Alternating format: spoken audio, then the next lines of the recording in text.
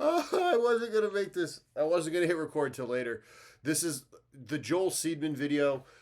If you want to listen to somebody, I'm not here to do the injured player thing. Troy Shallow already did that. If you want that video, it's linked down below.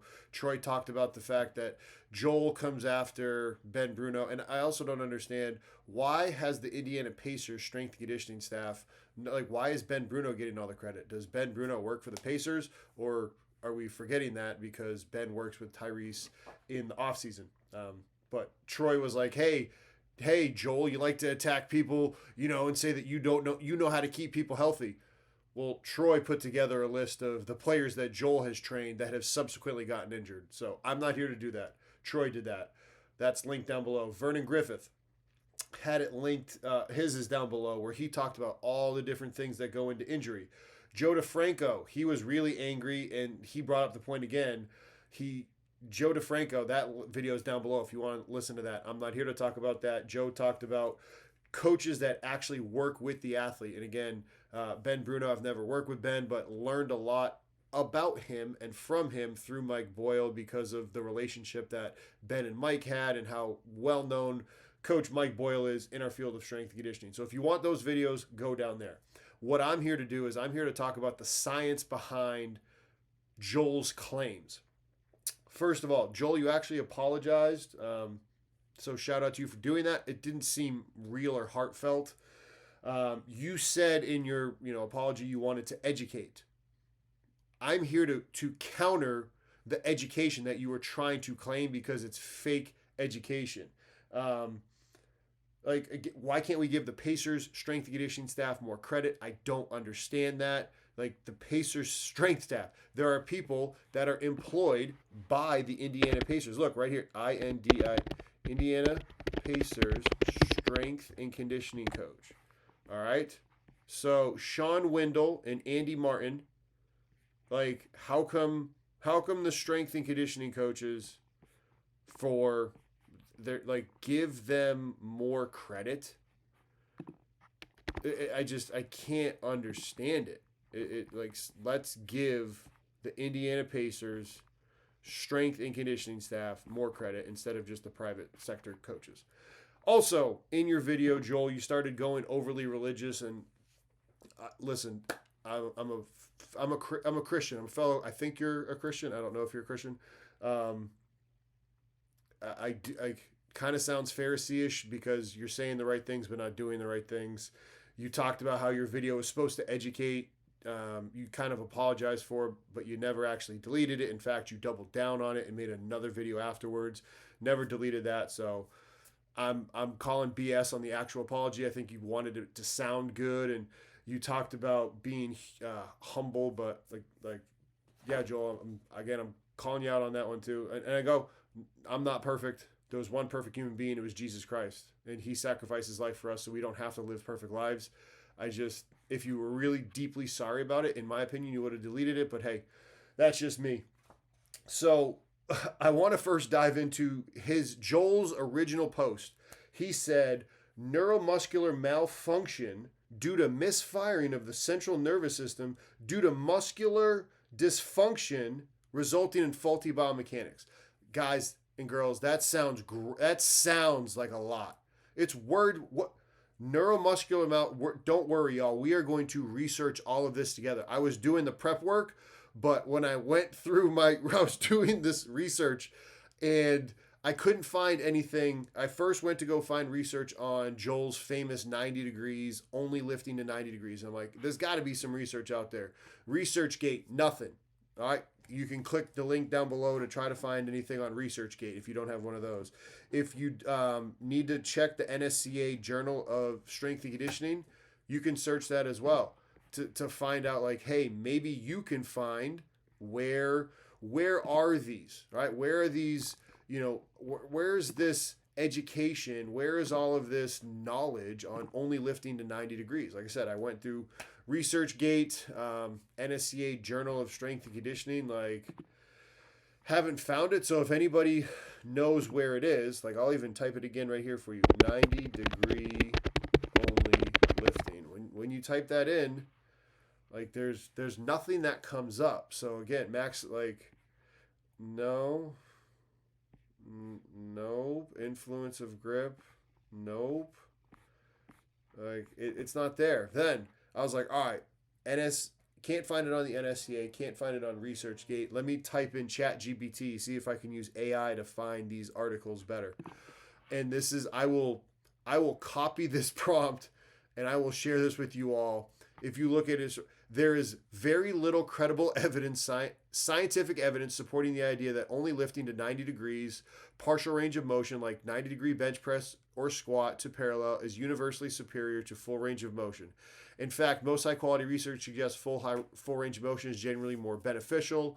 And then it goes into giving some research here. I will say, to Joel's credit, if you're going to do a vertical jump, you know that 90 degrees, like to where you're only going to be lifting, like those partials are good. But right here, myths or misuses. The idea that lifting to 90 degrees is always safer is not supported by research. AI couldn't go and search for the research. So that's my point. Like his claims are not based on real research. It might be based on, he'll say it's based on, what's the word I'm looking for? Anecdotal evidence of the athletes that he's training. But remember, Troy, from I talked about earlier, already pointed out that these athletes that Joel has conveniently showed that he trains, and they only do 90-degree eccentric isometrics, and they stay healthy. Troy already pointed out that Joel's athletes get hurt when they lift like this. So he's using false science that's not backed by anything. No, he's making false claims that's not backed by science, saying it's backed by practical, his own stuff, yet his own athletes are getting hurt. So that's the first overarching thing. That the reason that I had to hit play was the fact that it said myths or misuses. Summary: unless you're training around an injury, pursuing joint angle specific overload, or deliberately manipulating load or fatigue, lifting to only 90 degrees is not superior and often less effective than full range of motion for long-term benefits and hypertrophy gains. If you'd like, I can send over citations in APA format. Yes, please. I will include this in the description down below so you can read it as well. Now, we're going to break this whole sentence up. Neuromuscular malfunction. What is neuromuscular malfunction? I've never heard of it. Let's keep using ChatGPT right now. This thing's still pumping out research on it. Please, you can stop. What is neuromuscular malfunction? What is that? Neuromuscular malfunction. Neuromuscular, broad term. Yeah.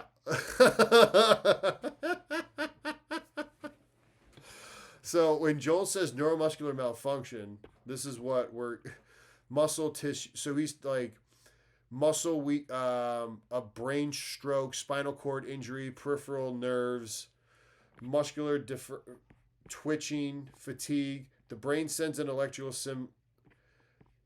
so what is neuromuscular malfunction is when the brain sends a signal down the spinal cord through the peripheral nerves to the muscle. And if that's messed up, it's diagnosed with an EMG. Like, it's not real. Again, Joel saying these things. Here we go. I know a strength coach who says neuromuscular malfunction happened. Neuromuscular malfunction happens when athletes lift full range of motion. That strength coach is most likely misusing or misunderstanding the term neuromuscular malfunction. There's no credible scientific evidence that shows that lifting through a full range of motion causes neuromuscular malfunction. What the research actually says. Full range of motion improves tendon stiffness. Kubo et al. Pino et al. I will include all of this for you guys. Next, misfiring of the central nervous system. What does misfiring of the central nervous system mean? Misfiring is not a formal or scientific term. It is more of a colloquial phrase. But when someone uses it, describing one of the following. The brain and spinal column aren't sending precise, well-timed motor signals, jerky, neuromuscular fatigue, a colloquial term. Nope. The same personal trainer said the CNS was misfiring due to lifting full ROM. Got it. That claim is scientifically baseless and completely inaccurate. Sounds about right. Due to muscle dysfunction and faulty biomechanics. Again, I think you all are getting the point. This man is based in no science, but it gets better. So that's just his first broad term. We got Troy talking about the fact that there are players there are players that Joel worked with that does Joel's lifting that have gotten hurt. Vernon has showed you all the different ways that athletes can get hurt, all the things that go into stress. Joe DeFranco has talked about the fact that coaches attacking trainers that actually work, there's a problem with that. I showed you that there's no scientific research on his eccentric isometric. I showed you that there's all faulty claims on neuromuscular malfunction leading to misfiring of the CNS due to muscular dysfunction and faulty biomechanics. That is all fake, but it gets better. In his caption, all right? Here are 7 He says, doing heel elevated exercises with vertical force vectors isolating the calf and Achilles. You're mismatching force vectors, which lead to neuromuscular dysfunction and misfiring of the lower leg. When you're doing heels elevated, yes, you're isolating the foot and ankle complex with vertical force vectors. Well, when you sprint, especially at maximum velocity, there's tons of research on the fact that it is vertical emphasis into the ground. The folks at Altus have done a fantastic job with this. Ken Clark, Peter Wayan, like here, I can even just pull it up. Let's see, ResearchGate, search, vertical force at max velocity. Association between vertical and horizontal force velocity profiles in netball players. Netball, very similar to basketball. Jimenez Reyes, like, there you go. Vertical velocity, 2021. So this is giving me force velocity profiling. I'll just go, can you please get me some of Ken Clark's research on vertical forces in max velo sprinting. Power of AI. Here we go. Elite sprinters, 2 point first half of ground contact in the second half. At top speed, average vertical forces are 2.2. So again, peak force. So they're talking about vertical forces on the ground. Research, Ken Clark, Peter Wayne, 2004. Here's a video of it as well. Could I have this? I have this in APA format. So again, here's real research. Sorry, Joel. There is vertical forces on the foot when you're sprinting. Again, that's completely wrong. Wearing bulky shoes when training and not going barefoot. He's literally barefoot in this first video, Joel. That act like a crutch and compromise. Go barefoot. This man actually included his discount code. Possible reasons Haliburton tore his Achilles. This first video, he's literally barefoot. Tyrese and his entire team. With that said, a majority. Let me hit pause. Yeah, he's jumping and wearing, like, yes, Joel, he should be jumping wearing barefoot. Okay, the rest of the movement, the rest of the moves, he's barefoot right there. Barefoot doing his hip bridge. He's barefoot right there doing his pull-ups. That means he was probably barefoot the rest of his training.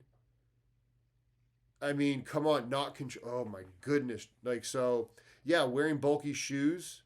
Yeah, we know the importance of training the foot. That's why Ben in these videos has Tyrese doing things barefoot. There's literally videos of it. You're incredible. Using excessive range of motion and overstretching loaded movements, which creates compensation patterns. No, it doesn't create compensation patterns. I just showed you all that there's plenty of research out there on the benefit of it. Rotating the feet out rather than keeping them perfectly straight. There's no such thing as perfectly straight. What if there's bony issues down at the foot or ankle or at his hip, and he can't actually keep everything perfectly straight? There is no no two people have the same anatomical structures, nor can they keep their toes perfectly straight. Rotating the feet out directly contributes to tight calves and Achilles tendon. Think heels out, toes in. So we need to be. Think heels out, toes. So we need to be duck walking. If you do that, that's going to also place, it's the forefoot, rear foot, independent moving when we're walking. Why are we not talking about this? Rotating the feet out, foot rotation.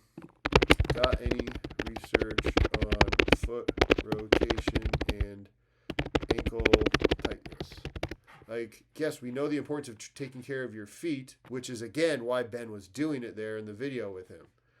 Here's a detailed look. Ankle dorsiflexion, which contributes. Limited dorsiflexion leads to higher limb stiffness, alter gait pattern. Yeah, we know we need ankle dorsiflexion. Nice try, Joel. Another swing and a miss. Poor posture, which creates imbalance. What are you talking about with poor posture? Look at, in every one of these movements, Tyrese keeps his chest up and has dead foot passive instead of ankle. Oh my gosh. So because he had his foot, because his foot in the air wasn't dorsiflect, not controlling the eccentric and letting the weight control you. You don't always do an eccentric. You do it in different phases. Yes, it's important to touch on eccentric quality. I'll give you that. But to say that's the only thing you do, dead foot passive plantar flexion and lack of max effort. The fact that you are trying to use number 7 to say that because his foot wasn't pulled up, you are so full of it, Joel. And I think I've just showed you all. I know that Joel's not going to watch this video. Joel's minions, you're not going to watch this video. This wasn't for you. This video was not for you, Joel's minions. This video is for the strength coaches in the middle that are kind of wondering what's going on. Is this real? Is this guy who you look at, Joel Seedman? Here's the original post. I'll keep this included in there. But this guy, Joel Seedman, they're like, wait a minute, this guy's got 442,000 followers. He got a PhD in kinesiology. He's got all these things. Man, he must know what he's talking about. No, he doesn't. And I'm here to show you why he doesn't know what he's talking about. Again, I'm not going to change Joel. I'm not going to change his disciple. Maybe one or two of you. The people in the middle that are like, is this credible? I hope I just showed you neuromuscular malfunction, not real. Unless it's a stroke, problems, misfiring the central nervous system. He says these fancy words that don't make any sense. When I went point by point on his 7 things here, you realize that they're wrong. Please don't listen to this man. Avoid him like the plague. And I'm probably part of the problem for making you realize it. And if I've led any to him, I'm sorry, but now you know better. Later. Thanks for watching that video. If you enjoyed it, click right here for videos just like that, and make sure you click here to subscribe to our channel. Have a great rest of your day.